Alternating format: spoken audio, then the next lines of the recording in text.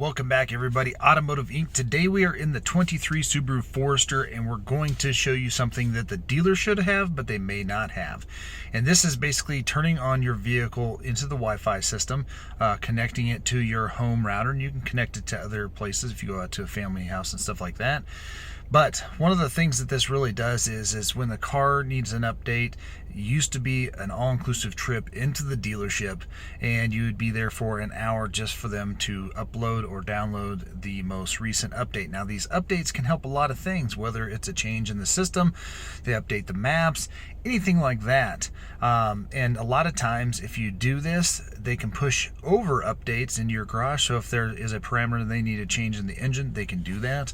I highly encourage you to do that, and they should have showed you before you left the dealership with your new car. Now, this will work on the 8-inch screen and the 12-inch screen and all current 21 and up models.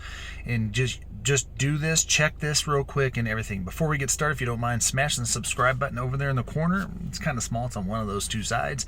And at the end of the video, hit a notification bell so you don't post new content, and the thumbs up if you don't mind.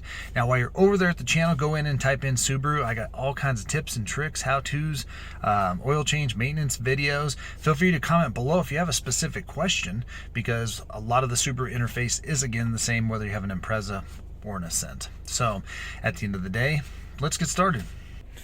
All right, once you're in your car, make sure it is in ventilated place, because I would suggest you turn it on and let it run while you're doing this. Now, Subarus now come up to this screen automatically when you start the car, but if for some reason it is in, say, radio mode, you can just hit the home button. It'll take you back to these icons. Now, hit settings real quick. Then you're going to see the general screen. Now, you can scroll or you can use the little push buttons over there, but we're going to go down here to Wi-Fi, okay? Click on Wi-Fi and make sure it's turned on, okay? If it is turned on and you do the setup, then it will basically start doing that, finding it. Now, you can go to Wi-Fi settings and add an actual network. If it doesn't seem to want to find it, you can. Just make sure you have your passcode so you can do this. Now, we are already set up on my network, so we're going to go back here. Now, once you're dialed into Wi-Fi, that doesn't mean the car itself has Wi-Fi that you can dial into. We're going to go all the way down here to the bottom. This is in the general settings.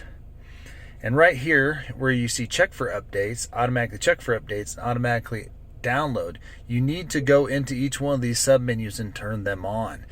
This system will automatically check, even if the car's not running, sitting in your garage, it'll check for updates. And sometimes in my Ford, it'll give you a warning. I haven't seen anything in the actual Subaru that tells you that they're going to give you an update. Once that's on right here, you need to go down here to the next one itself and actually make sure that it automatically downloads those updates. Because if you turn it on and this one's off, it basically null and voids it and you won't get it. Then you can go in here at any point and basically check and make sure that the update is up and ready to rock. So it'll tell you right here that the version 5 or later, check for updates. And, you know, basically, again, if for some reason it's not, you can go back up here to Wi-Fi and click on it. We'll click on this bad boy, connect. It'll automatically do it. And sometimes if the car hasn't connected recently, you won't see that blue dot. Once it is connected, you're good to go. So then you can go back down here again and just check for updates.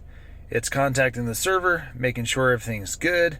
And basically, if it goes right out of that, then you should be ready to rock and roll. This tells you your version of the system that you're on. And again, depending on the sophistication of your actual Subaru, or any other vehicle that connects to Wi-Fi, this is the best way to make sure you are always getting the most current and accurate updates to your car. Now, some people might be wondering, wow, I don't want Big Brother watching me. The car's already reporting a lot of the stuff. This just allows them to send the updates, so it's not as relevant to worry about them worrying if you're speeding or anything like that, or whatever your mind can come up with that they might be watching.